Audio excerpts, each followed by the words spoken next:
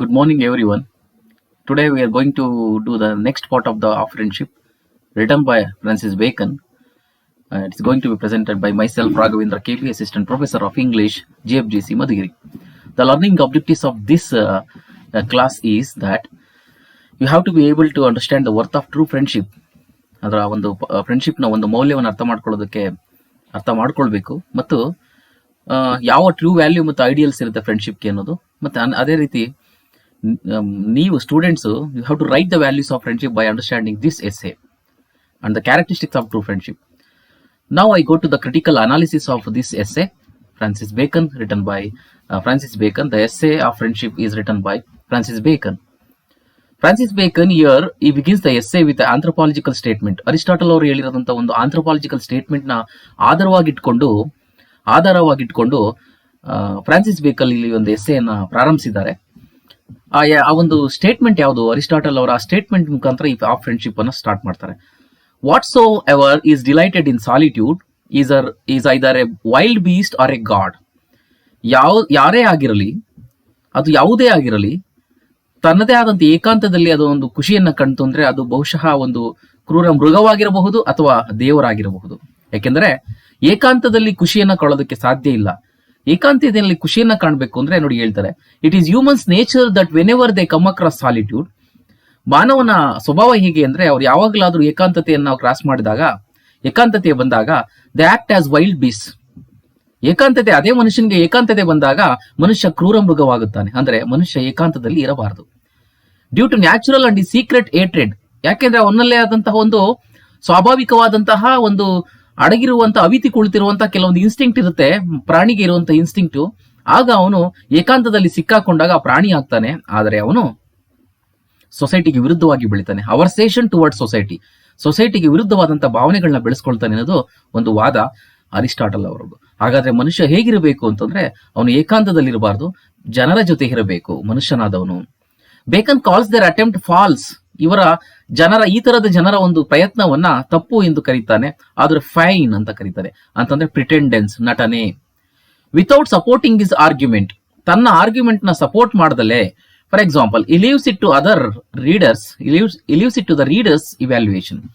ತನ್ನೆಲ್ಲ argument ಅನ್ನ ತನ್ನ ಓದುಗರ ಮೌಲ್ಯಮಾಪನಕ್ಕೆ ಬಿಡ್ತಾನೆ. ಟು ಡಿಸೈಡ್, ಆ ಓದುಗರೇ ತೀರ್ಮಾನಿಸಬೇಕು, whether they were false and fine, ಅವರು ತಪ್ಪೋ ಅಥವಾ ನಟಿಸುತ್ತಿದ್ದಾರೋ ಎಂದು.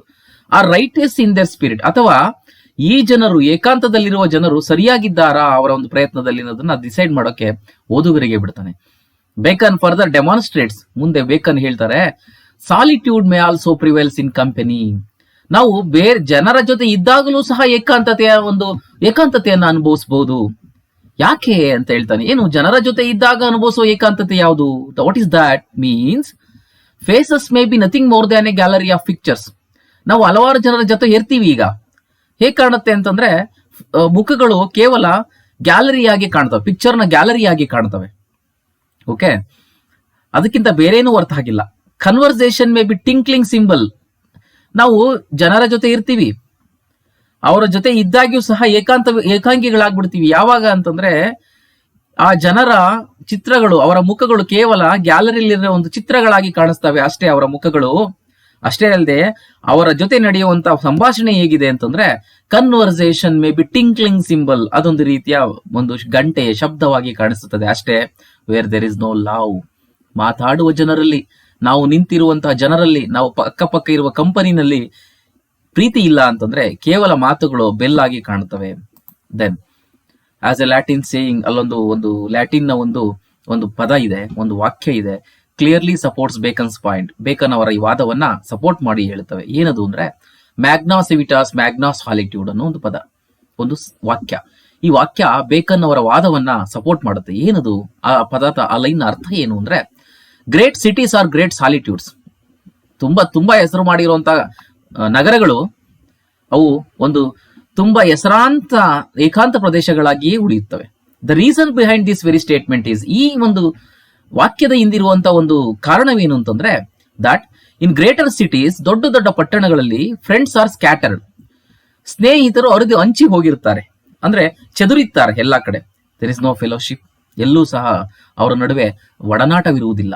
ಬೇಕನ್ says it is the miserable solitude. ಇದನ್ನ ಅತ್ಯಂತ ಕಷ್ಟದಿಂದ ಕೂಡಿದಂತಹ ಏಕಾಂತತೆ. That compels a person.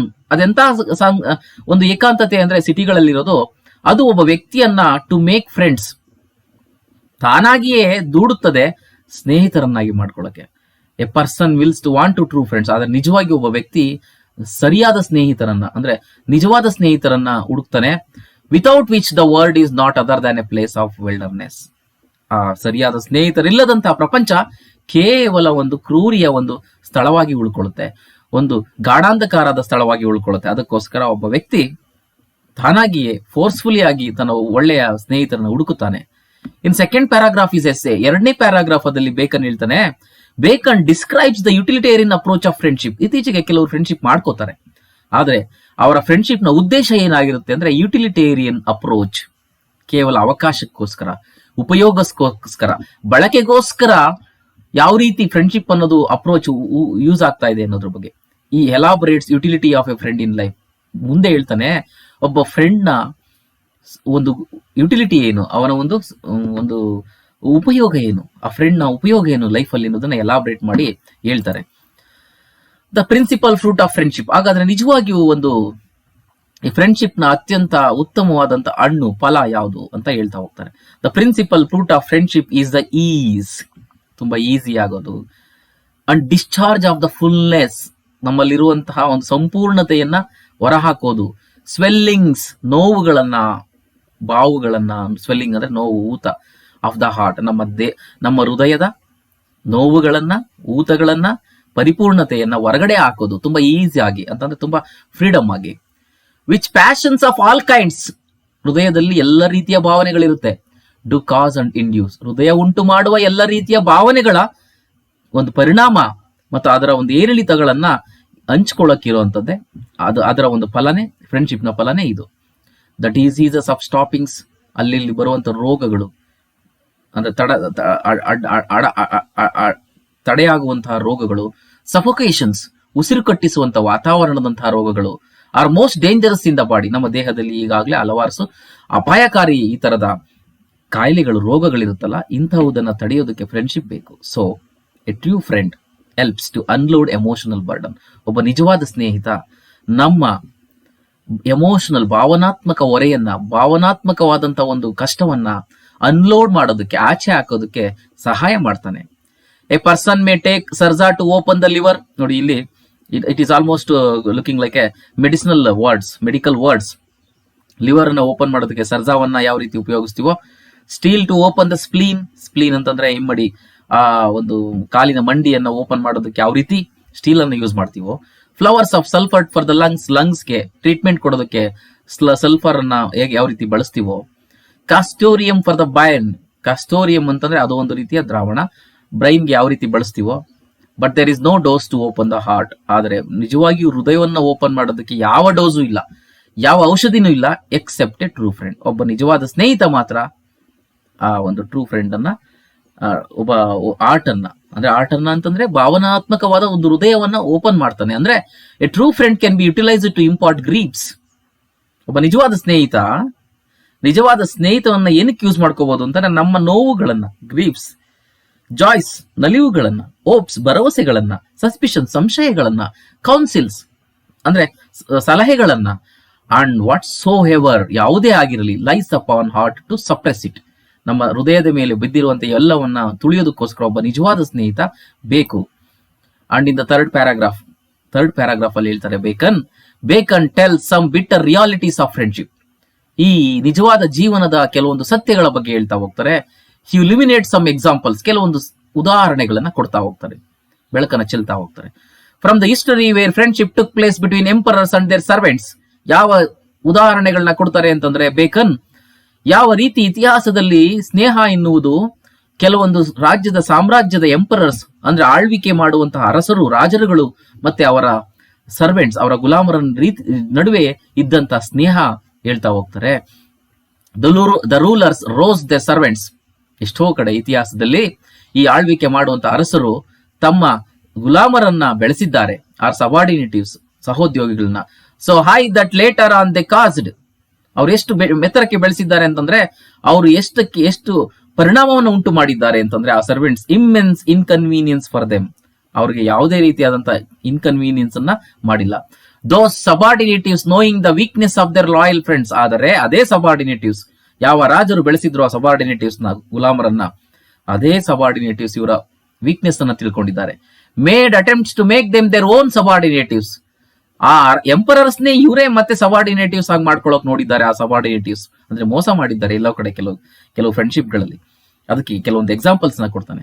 Firstly gives example of Sylla the commander of Rome ನ ಕಮಾಂಡರ್ ಆಗಿದ್ದಂತ Sylla, who raised the general of his forces, ಒಬ್ಬ ಜನರಲ್ ಆಗಿ ಮೇಲ್ಪಂಥಿಗೆ ಹೋಗ್ತಾನೆ, ಪ್ರಮೋಷನ್ ಆಗ್ತಾನೆ. Pompey to great height. Afterwards Sylla ಅನ್ನೋನು ಪಾಂಪೆಯನ್ನ ಜನರಲ್, ಅವನ ಆರ್ಮಿಯ ಜನರಲ್ ಆಗಿ ಬೆಳೆಸ್ತಾನೆ. ಆದ್ರೆ Pompey wanted himself for Sylla's overmatch. ಸಿಲ್ಲಾನ ಎಲ್ಲ ಎಕ್ಸ್ಪೆಕ್ಟೇಷನ್ಸ್ ಮೋಸ ಮಾಡ್ತಾನೆ. ಬ್ರೂಟಸ್ ಇನ್ನೊಂದು ಎಕ್ಸಾಂಪಲ್ ಕೊಡ್ತಾರೆ. ಬ್ರೂಟಸ್ ಯಾವ ರೀತಿ ಮೋಸ ಮಾಡಿದ್ರು ಯಾರಿಗೆ? ಸೀಸರ್ಗೆ. Brutus had slowly made his way to Caesar's heart, ನಿಧಾನವಾಗಿ ಸೀಸರ್ನ ಹೃದಯವನ್ನ ಗೆಲ್ತಾನೆ. ಇವಾಗ ಸೀಸರ್ಸ್ ಕ್ಲೋಸೆಸ್ಟ್ ಕಾನ್ಫಿಡೆಂಟ್, ತುಂಬಾ ಹೆಚ್ಚು ಆತ್ಮವಿಶ್ವಾಸವನ್ನು ಇಟ್ಕೊಂಡಿದ್ದಂತಹ ಸ್ನೇಹಿತರಲ್ಲಿ ಸೀಸರ್ಗೆ ಬ್ರೂಟಸ್ ಒಬ್ಬರು, ಅಂಡ್ ಅಡ್ವೈಸರ್ ಆಗಿ ಇಟ್ಕೊಂಡಿರ್ತಾನೆ.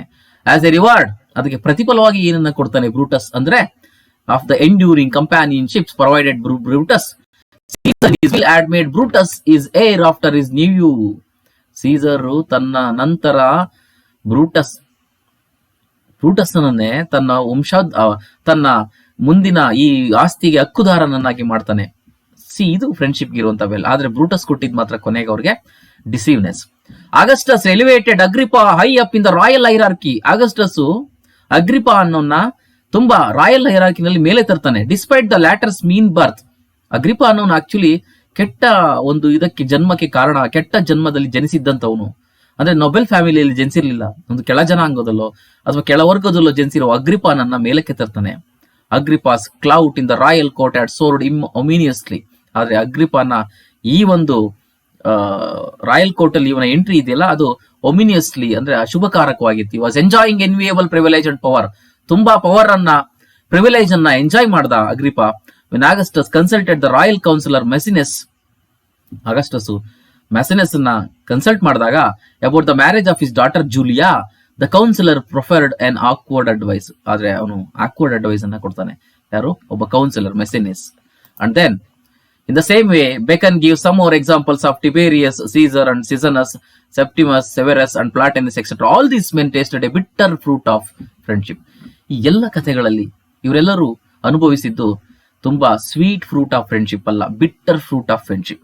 ಸ್ನೇಹವನ್ನ ಮಾಡಿಕೊಂಡವರೆಲ್ಲರೂ ಅವರಿಗೆ ಮೋಸ ಮಾಡಿದ್ದನ್ನ. ಅಂದ್ರೆ ಸ್ನೇಹ ಈ ರೀತಿ ಇರಬಾರ್ದು. ಅದಕ್ಕೆ ಒಂದು ಎಕ್ಸಾಂಪಲ್ ನ ಕೊಟ್ಟು, all the characters described above were not novices. ಒಂದು ಹೊಸ ರೀತಿಯ ಕ್ಯಾರೆಕ್ಟರ್ಸ್ ಅಲ್ಲ. They were not soft hearted, ಯಾರೂ ಸಹ ತುಂಬಾ ಕೋಮಲ ಹೃದಯದವರಲ್ಲ. And noble minded like Trajan ರೀತಿನಲ್ಲಿ ನೋಬಲ್ ಮೈಂಡೆಡ್ ಅಲ್ಲ. ಆರ್ ಮಾರ್ಕಸ್ ಎರಿಲಸ್ ತರ. In fact, these eminent members of Rome's royalty were hard-nosed pragmatists. ಇವರೆಲ್ಲರೂ ಸಹ ತುಂಬಾ ಗಟ್ಟಿ ಹೃದಯಗಳನ್ನ, ಮೂಗುಗಳನ್ನ ಒಳಗೊಂಡಂತಹ ತುಂಬಾ ವಾಸ್ತವಿಕವಾದಿಗಳಾಗಿದ್ದರಿಂದ ಫ್ರೆಂಡ್ಶಿಪ್ ನ ಬೆಲೆ ಅವರಿಗೆ ಗೊತ್ತಿರಲಿಲ್ಲ. They took no major decision relating to governance. ಯಾವತ್ತೂ ಸಹ ಅವರ ಆಡಳಿತದ ಬಗ್ಗೆ ಒಂದು ಉತ್ತಮವಾದಂತಹ ತೀರ್ಮಾನವನ್ನು ತೆಗೆದುಕೊಂಡೇ ಇಲ್ಲ. Without enough care, caution and confabulation. Yet why did all of them fawn over their friends in such bizarre manner? ಯಾಕೆ ಇವರೆಲ್ಲ ಆ ರೀತಿ ವರ್ತಿಸಿದರು ಅವರ ಫ್ರೆಂಡ್ಸ್ ಜೊತೆ? This is explained by the fact that these powerful persons, ಅದಕ್ಕೊಂದು ಕಾರಣ ಇದೆ. ಈ ಎಲ್ಲ ಶಕ್ತಿಶಾಲಿ ವ್ಯಕ್ತಿಗಳು ಸಹ craved for friendship in their quest for worldly happiness. ಅವರೆಲ್ಲ ಸ್ನೇಹವನ್ನ ಬಯಸಿದ್ದು ಕಾರಣ ಏನು ಅಂತಂದ್ರೆ, ಅವರು ಪ್ರಾಪಂಚಿಕ ಸುಖವನ್ನ ಹುಡಿಕೊಂಡು ಹೋಗಿದ್ದಕ್ಕೋಸ್ಕರ ಅಷ್ಟೇ.